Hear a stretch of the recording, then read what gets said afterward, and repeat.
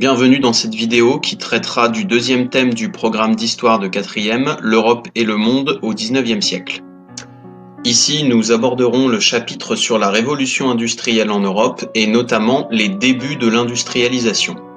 Au XVIIIe siècle, la Grande-Bretagne est le premier pays au monde à connaître l'industrialisation. Des hommes d'affaires, des propriétaires et des marchands fortunés ont l'idée de construire de gigantesques usines. Ils y installent de nombreuses machines avec lesquelles on va pouvoir produire plus vite et en plus grande quantité.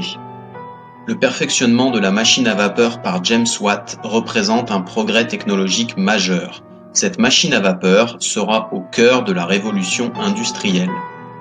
L'extraction et l'utilisation de plus en plus massive d'un nouveau combustible, le charbon, rend possible le fonctionnement des machines à vapeur. Alimentée par du charbon, cette machine permet de transformer la force de la vapeur d'eau en un mouvement qui sert à actionner d'autres appareils mécaniques. Dans les usines, il est désormais possible de réunir des travailleurs par centaines. Les quantités produites augmentent considérablement tout au long du XIXe siècle et les propriétaires des usines réalisent des bénéfices colossaux. Il faut bien comprendre qu'autrefois, avant la révolution industrielle, les travailleurs étaient indépendants, ils travaillaient chez eux, en famille. Ils étaient de petits artisans qui achetaient une matière première, par exemple la laine, la transformaient, la tissaient, puis ils la revendaient à des marchands. Avec l'industrialisation, ces artisans perdent leur indépendance, ils deviennent les ouvriers des propriétaires d'usines. Désormais, les ouvriers doivent respecter des horaires très précis.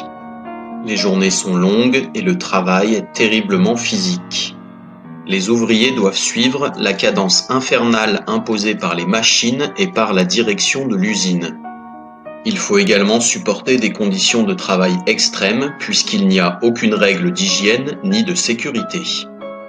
Dans ces usines, les travailleurs doivent également faire face à un bruit épouvantable causé par les centaines de machines qui fonctionnent en même temps. Ces usines sont sombres, surpeuplées, poussiéreuses, mal aérées. Il y règne une chaleur infernale pour les ouvriers, notamment de la métallurgie et de la sidérurgie.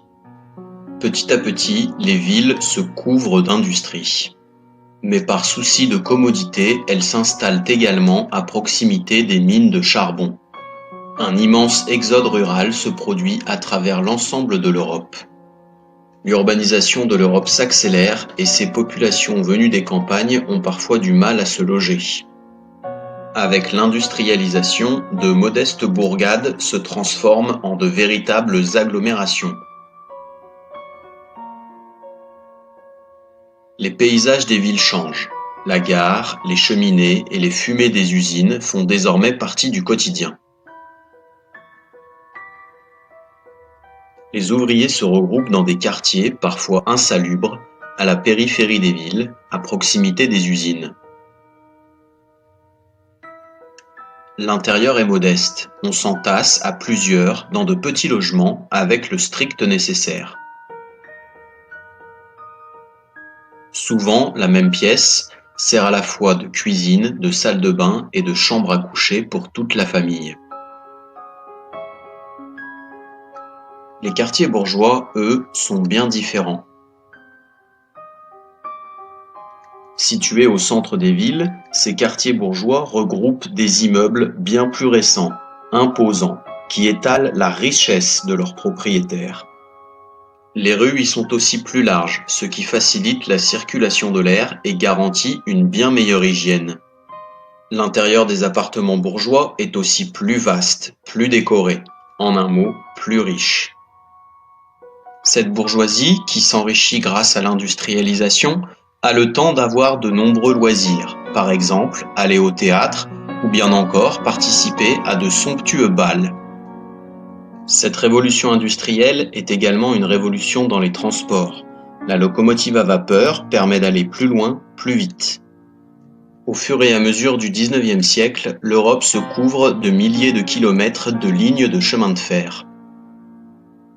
Le train arrive jusque dans les campagnes et leur permet également de se développer.